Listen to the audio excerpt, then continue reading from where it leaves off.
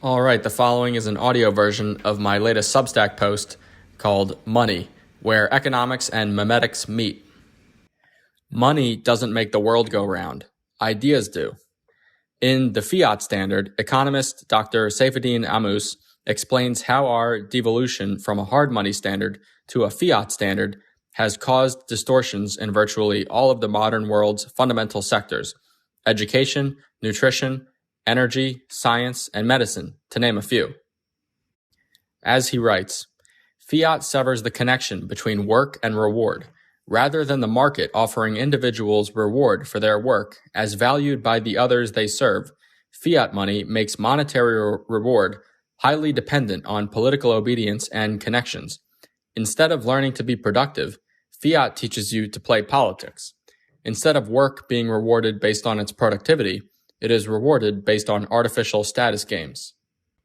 But fiat money is more harmful to progress than Ammous's devastating explanation suggests. What people choose to do, what problems they choose to tackle, and what solutions they aim to create are predicated on their ideas. Some ideas evolve by surviving criticism. In science, these are theories that pass rigorous testing and debate. In the market, these are the ideas behind products that yield a profit. In culture, they are behavioral patterns that survive moral, aesthetic, and political criticism. Following physicist David Deutsch, we may call ideas that spread by surviving criticism rational memes. For civilization to make progress, we typically need to create as much wealth as possible, as quickly as possible.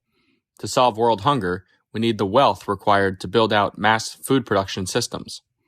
To become an interplanetary species, we need the wealth required to build out cost-effective transportation systems, as well as the technology required to survive and thrive on other planets, and so on.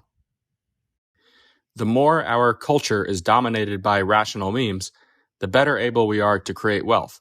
The more we are able to throw away ideas that fail to survive criticism, the more our actions will be predicated on ideas that are in concert with reality. Some ideas, on the other hand, spread by suppressing criticism rather than by surviving it, and this is where a fiat standard rears its ugly head. Consider how diversity, equity, and inclusion mandates, DEI, spread. Advocates of DEI intimidate dissidents into silence, all too ready to demonize its opponents as racist and sexist. Across universities, corporate America, and media, fear of ostracism and slander has a chilling effect on those who disagree with DEI prescriptions. Thus, DEI rarely has to answer for itself. Rather, it rampages forward, neutralizing all would-be criticism in its path.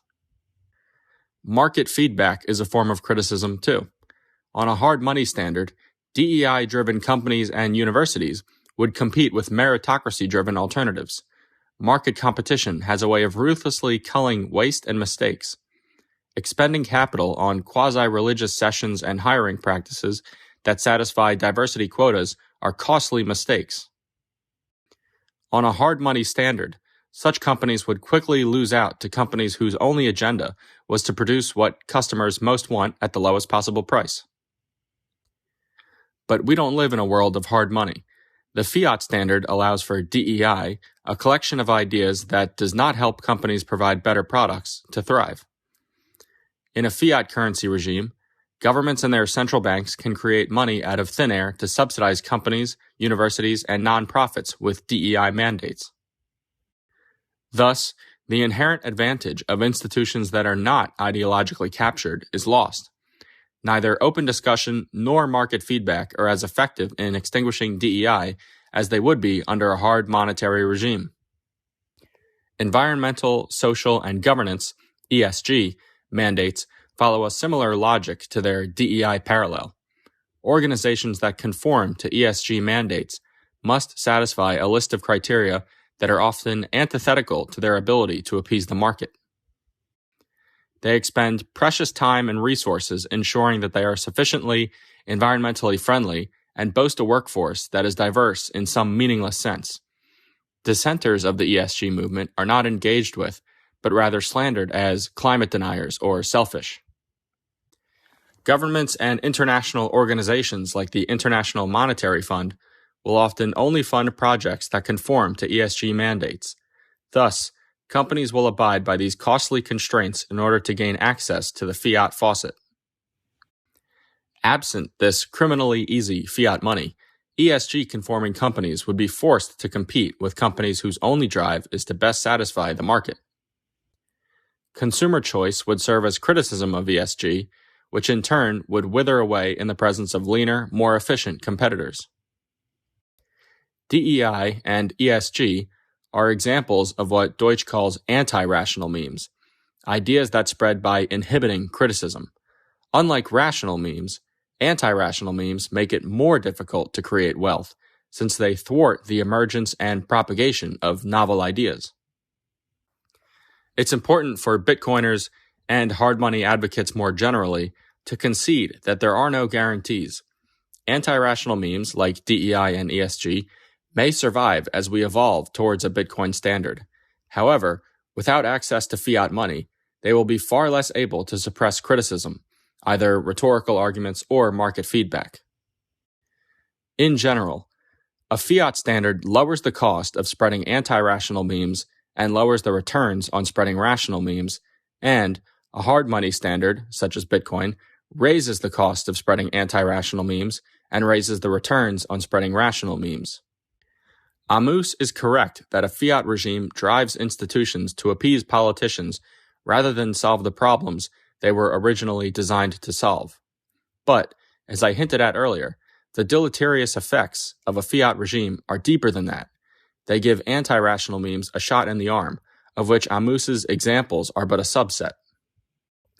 To be sure, there are other error-corrective mechanisms in society, which is why we've been able to make progress despite fiat's tentacles slithering into ever further corners of civilization. Moreover, the cost of spreading anti-rational memes hasn't fallen to zero ever since fiat replaced gold. Rather, the cost has fallen relative to what it would be under a hard money standard. The inverse is true for rational memes. Their returns haven't fallen to zero, but rather are lower than they would be under an honest monetary regime. Bitcoiners are right when they say that Bitcoin will lower our collective time preference, make for a more honest culture, and fortify property rights. But a more fundamental consequence of hyper-Bitcoinization is the subsequent change in the processes by which ideas spread. Fiat makes the suppression of criticism cheap and therefore stunts progress. A hard money standard aligns the best ideas in society with the greatest opportunity for profit, either monetary or psychic. Relative to a fiat world, a Bitcoin or other hard money world is one in which the arena of ideas is once again egalitarian, where an idea can rely far less on subsidies and intimidation tactics, and where merit once again earns a premium. Anti-rational memes will suffer a blow, rational memes will enjoy a shot in the arm, and we could experience the most open society that history has ever seen.